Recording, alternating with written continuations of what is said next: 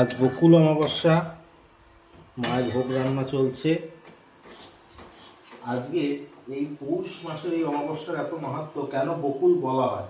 কারণ এই অমাবস্যার সঙ্গে প্রকৃতির খুব সম্পর্ক। অর্থাৎ যেমন এই অমাবস্যার মূল্য দিয়ে মাকে পুজো দেওয়ার রীতি আছে, নতুন গুড়ের মিষ্টি, নতুন গুড়ের পায়েস, এইগুলো দিয়ে বিশেষ করে মাকে পুজো করার কিন্তু রেওয়াজ আছে এই বকুল অমাবস্যা তিথিতে। সেই জন্যই এই বকুল অমাবস্যা তিথি এত মাহাত্ম্য, মায়ের পুজোর এই জন্যই এত মাহাত্ম্য।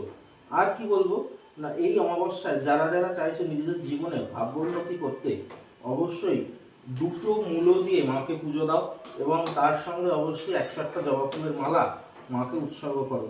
এবং এই অমাবস্যায় যারা যারা প্রতিকার প্রতিবিধানের সুযোগ পেলেন শ্রী অরিজিতের কাছে, অবশ্যই সামনের যে নবরাত্রি আসছে 25শে জানুয়ারি 2026, নতুন বছরের মাতঙ্গী নবরাত্রি, রবির বছর, অবশ্যই তার জন্য এখন থেকে বুকিং করতে শুরু করো। কারণ যদি সমস্যার সমাধানে নিজেরা সচেতন হও, তবেই কিন্তু সমস্যার সমাধান সমর্থ নিজেরাই হবে, এবং যদি না হও সমস্যার চিরকাল এই পাহাড়ে নিজেরাই ডুবে যাবে। অবশ্যই যোগাযোগ করো, ভালো থাকো, নমস্কার।